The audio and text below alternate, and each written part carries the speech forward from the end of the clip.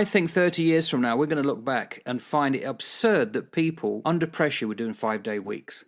So you think of also the poor pay and the conditions, say nurses, doctors, tired, that they're doing these long stretches for not that much money really for what they do. And there's too many important jobs that have to work long hours just to make a bit of crust. And I think we're going to look back and think, why did they work so many hours? And then they were knackered. And what's the average stay now in a job before you are tired of it?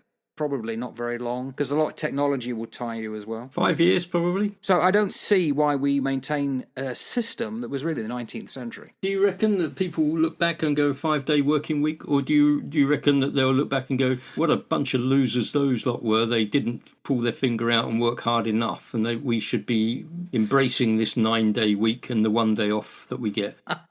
In the totalitarian future. Jo, my wife, and I, we're kind of 3/4 time. During a lot of the days, if I'm not in contact with kids, I can leave the school. I'm not paid for being there. And I feel so much more refreshed. And you feel as though you're in control of your day more. I can get home and I can do certain tasks that when I was doing full-time teaching, you just got home, you were knackered. I think there's something very liberating about not having to do a 5-day, 40-hour week. The problem is, for most people, is that they are slaves to debt.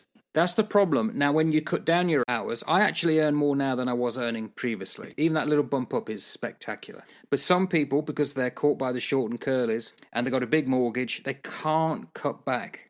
That's more an indictment of the way we do stuff rather than anything else, I think. I wonder if it's an indictment on the way that we do things, or whether it's an indictment on the individual who is not satisfied and content with what they have and therefore overstretches. Poor home life is a product of long hours at work. A lot of times people are put in a place where they have to work long hours because they've overstretched themselves on debt.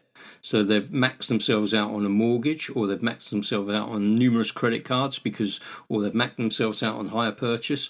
Rather than driving a crappy old car, they want something new and flash. Rather than dealing with, picking up a second-hand computer which will last them for another 4 or 5 years, they want something to go out and buy the biggest and the best. Rather than having a crappy old smartphone that will still pretty serviceable, does what it's meant to do, does what it says on the tin, they want the latest and greatest Samsung or iPhone. And they put themselves in hock all the time. And what I see in the Western world, and I've dealt with a lot of people who've had debt, is that debt is a slave driver, and it does not let up on you.